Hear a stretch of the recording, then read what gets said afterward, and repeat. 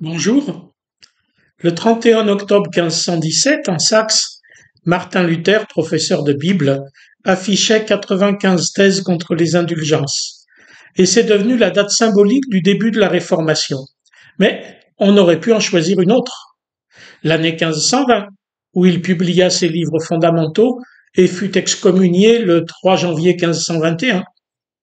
Ou le 18 avril 1521, alors qu'il comparaissait devant l'empereur et le parlement de l'Empire. Voici comment il terminait alors sa défense. Je suis lié par les textes de l'Écriture que j'ai cités, et ma conscience est captive de la parole de Dieu. Je ne peux ni ne veux rien rétracter, car il n'est ni sûr ni honnête d'agir contre sa propre conscience. Me voici, je ne puis autrement, que Dieu me soit en aide. Souvent, on considère que la réforme protestante prône la liberté de conscience. Chacun prendrait ainsi ce qu'il arrange dans la Bible, que chacun lirait sans enseignement. C'est évidemment faux. Il faut bien le rappeler. Ce que Luther affirmait, c'était au contraire qu'un chrétien ne pouvait pas s'en remettre à une quelconque autorité humaine pour ce qui concernait sa foi et sa vie. Il ne pouvait pas s'en remettre à l'Église, à ses dogmes et à ses rites. En protestantisme, il n'y a pas de magistère. Personne pour te dire ce qu'il faut croire ni comment le vivre. Les autorités de toutes les églises feraient bien de s'en souvenir, plutôt que d'épouser tradition ou mode, idéologies internes ou extérieures, et de mener d'autres combats. Mais le chrétien ne peut pas non plus s'en remettre à lui-même. Si l'Église n'est pas l'intermédiaire obligé entre le croyant et Dieu, c'est la personne de Jésus-Christ qui est cet intermédiaire. Et c'est le Saint-Esprit qui nous mène à lui en nous parlant par les textes bibliques. Cette parole, disait Luther, nous lie à elle, et nous ne sommes libres qu'en tant que nous lui sommes attachés. Ni l'Église, ni moi.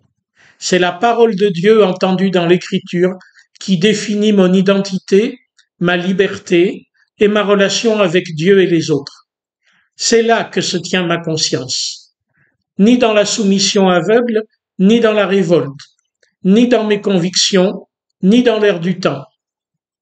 Pour Luther, il ne lui était pas loisible de sauver sa vie en se soumettant, que ce soit à l'Église ou à n'importe quelle ardente obligation, mais à l'Écriture seule. Si je me tiens à ça, alors je ne puis y déroger sous peine d'être traître à moi-même et à Dieu. Combien de martyrs et de confesseurs ont-ils résisté à l'oppression et aux voies tentatrices des bourreaux, plutôt que de gagner leur vie en ce monde et la mort éternelle au-delà, sans compter la honte d'avoir abjuré.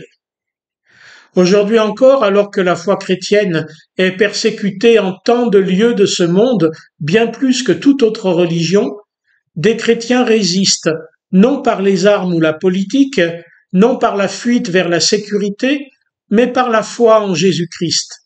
Et souvent, ils y perdent beaucoup, et souvent, ils en meurent.